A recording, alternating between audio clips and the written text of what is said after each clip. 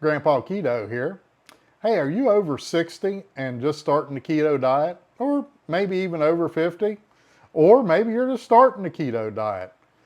I want to share with you my journey, and I want to take you through what the first 4 weeks of the keto diet look like. You're going to have some victories.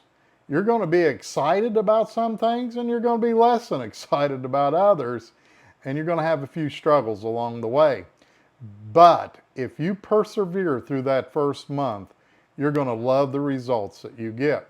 So go with me as we look at those first 4 weeks of the ketogenic diet. Okay, week one. What can you expect in week one? Well, your body is beginning to transition. You see, our body usually burns glycogen for fuel. That's stored carbohydrates. In the first week, your body begins to burn through that stored glycogen. For every 1 gram of glycogen that the body sheds, you're also going to lose 3 to 4 grams of water. So that means that on the first week, you're going to lose a lot of water weight. And the big thing about that is you're going to have to remember you're going to make quite a few trips to the bathroom. Trust me on this one, it's very normal and it's going to happen. So on that first week, it is very important for you, especially the first 2 weeks actually. You want to make sure that you hydrate. I drink at least 8 glasses of water a day. I also drink 2 cups of broth a day. And then if needed, I'll supplement with electrolytes. And you can get an electrolyte supplement at any grocery store in the drink mix section.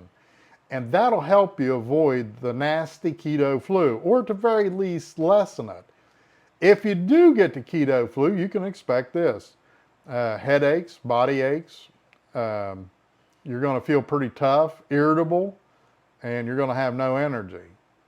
Now, like I said, if you'll do those things, water, electrolytes, broth, it'll help you maybe miss that altogether or even alleviate most of that. So it's very important that you do those things.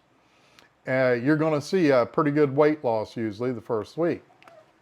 So here we go into week 2, and when we go into week 2, your body's starting to really burn fat for fuel. Now, this process, remember, it's still a process. Your body's transitioning from burning carbs to burning fat for fuel. So as you get into the second week, you may still feel a little sluggish, but you're beginning to notice a few things, and especially by the end of week 2, you're finding out that your brain fog is lifting, you're picking up with your energy, you're not having as many cravings, especially those carb cravings, and your hunger is beginning to get down a little. So that is the good news going into week 2. So then you hit week 3 and your body's starting to become fat adapted. And by that, it means it's getting a lot better at burning the fat for fuel. When you get into that, your energy is going to get steadier. Your hunger is going to be more out of control. And your cravings should almost disappear by week 3. And one of the big things for me was my inflammation by week 3 is normally gone. Sometimes it happens in week 2. And you can really notice a difference, especially if you're over 50 or 60. You know how your joints get stiff and you can feel your hands swelling from the fluid. By the time you get into week 3 and toward the end of week 3, that inflammation starts to go away and you're noticing less pain and stiffness and inflammation in your body, which is a great thing. So on week 3, what I try to do, this would be me, is I begin to try to add walking to my routine. Try to get in 5 days, a week, and maybe just start out walking 10 or 15 minutes. It's not a marathon. Just get out and do what you can. Don't try to walk an hour the first day or whatever. Just go out and get in a little bit of walking and begin that. Because listen, it's not only about weight loss, it's about your health also. We want to improve all avenues of our health. So to get into better shape, once we begin to lose the weight, this is really good. So now we get into week 4 and real weight loss really begins here. Your body's fat adapted, it's beginning to burn fat more efficiently for fuel, and you're beginning to burn fat reserves. This is why it's so important to persevere through that first month. Because the first week or two, you're going to maybe want to give up. You know, you're going to be missing your carbs, and your carbs are going to be screaming at you. And then if you're not careful, you end up with the keto flu or even a little bit of the side effects of it. Yeah, you know, you're going to get cranky. You're just want to give in and quit.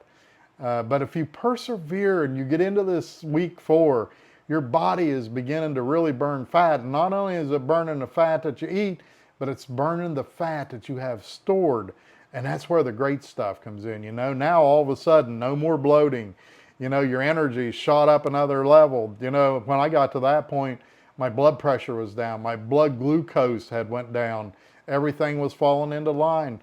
You know, I had acid reflux. My acid reflux was gone. All that happened in that first month, but it just didn't come the first week. So I'm just saying, if you hang in there, it'll be well worth the journey to the end. Anyway, you know, if you found any of this helpful, get down there and subscribe so you can see some more of my videos coming up. And get down in the comments section if you don't mind, and let me know what week of the keto diet are you on? What have been your struggles? You know, how have you gotten through your struggles? I'd be interested in knowing. Anyway, until the next time, I'm Grandpa Keto.